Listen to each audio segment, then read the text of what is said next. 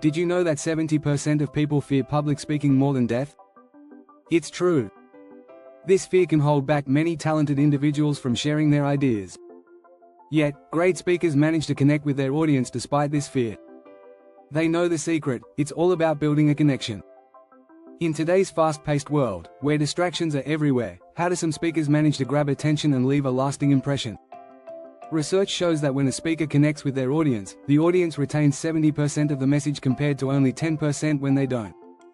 That's a game changer. In this video, we'll explore the real reasons why great speakers connect so well. You'll discover powerful strategies, such as mastering vulnerability, crafting compelling stories, and using energy and pauses effectively. Each chapter will give you unique insights and practical tips that can transform your speaking style. So, if you're ready to learn how to become a more engaging speaker and connect with your audience on a deeper level, stick around.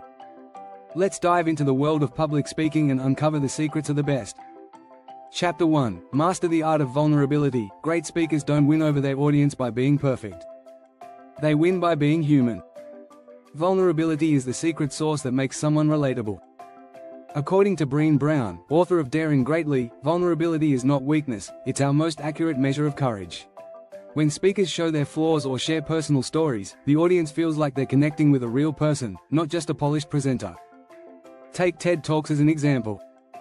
The most popular talks, like Brené Brown's on vulnerability or Chimamanda Ngozi Adichie's The Danger of a Single Story, don't just inform, they connect on a deeper, emotional level. It's because these speakers aren't afraid to be raw. They share their doubts, failures, and fears. By doing this, they build trust with their audience. In fact, studies show that people are more likely to trust and follow someone who admits their mistakes. A Harvard Business School study found that leaders who are vulnerable have better outcomes because their teams feel more connected and engaged. So, instead of focusing on being flawless, focus on being open. Be the person your audience can see themselves in. Vulnerability makes you real, and real is memorable. Chapter 2: The Science of Storytelling. Beyond facts, it's a common saying that facts tell, but stories sell. There's more truth to this than you might think. The human brain is wired to respond to stories. According to research from Princeton University, when someone tells a story, the listener's brain activity mirrors that of the storyteller. This phenomenon, called neural coupling, is what makes storytelling so powerful. It creates an emotional connection that simple facts can't. Great speakers know this. They don't just give data points, they wrap those points in narratives that stir emotions. Think of Steve Jobs. When he introduced the iPhone in 2007, he didn't just list its features. Instead, he told the story of how this device would change the world. He painted a vision that people could feel. The numbers and specs were secondary. The power of storytelling doesn't stop at inspiration. It also helps with retention. Studies from Stanford University show that people are 22 times more likely to remember a fact when it's wrapped in a story. If you want your audience to remember what you said, don't just throw facts at them. Engage their minds with a narrative. Chapter 3: Crafting Conversational Charisma. Conversational charisma isn't about being overly polished or formal. It's about sounding like you're having a real conversation with your audience. The best speakers don't talk at their audience, they talk with them. Research shows that audiences connect better with speakers who use simple, relatable language. In fact, a study from Columbia University found that when speakers use conversational language, it improves audience comprehension by 40%. One key part of conversational charisma is using inclusive language. Words like we and us make the audience feel like they're part of the conversation.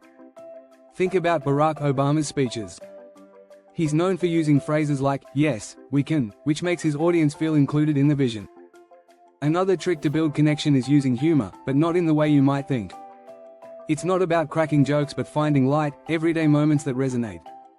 Research by humor expert Jennifer Archer shows that shared laughter makes an audience more receptive and improves their memory of the message by 10%. Humor humanizes you. It shows your audience that you're not above them, you're one of them. Lastly, keep your sentences short and your ideas simple. Studies show that people can only hold about 7 bits of information in their working memory at once. Long, complex sentences make you harder to follow. So, strip away the fluff. Be direct and easy to understand. It's a strategy that makes speakers feel more approachable and trustworthy. If you're finding these tips helpful, don't forget to subscribe for more insights on becoming a great speaker.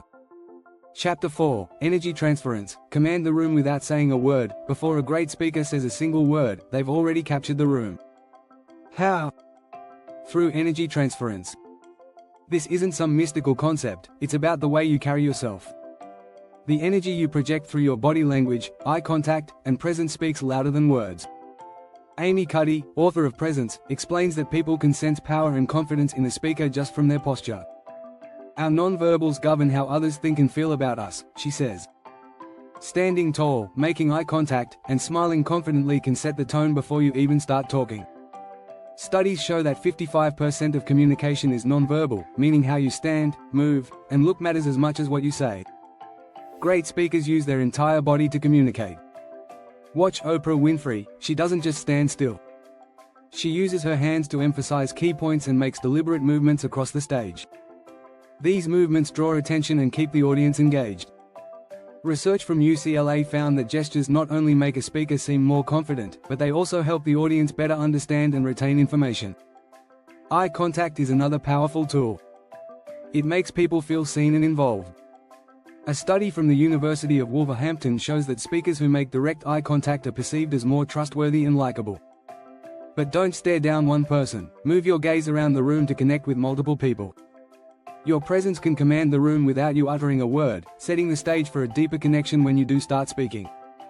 Chapter 5: Psychological Triggers. Speaking to the subconscious. The best speakers don't just speak to the logical mind, they tap into the audience's subconscious desires and emotions. This is where psychological triggers come in.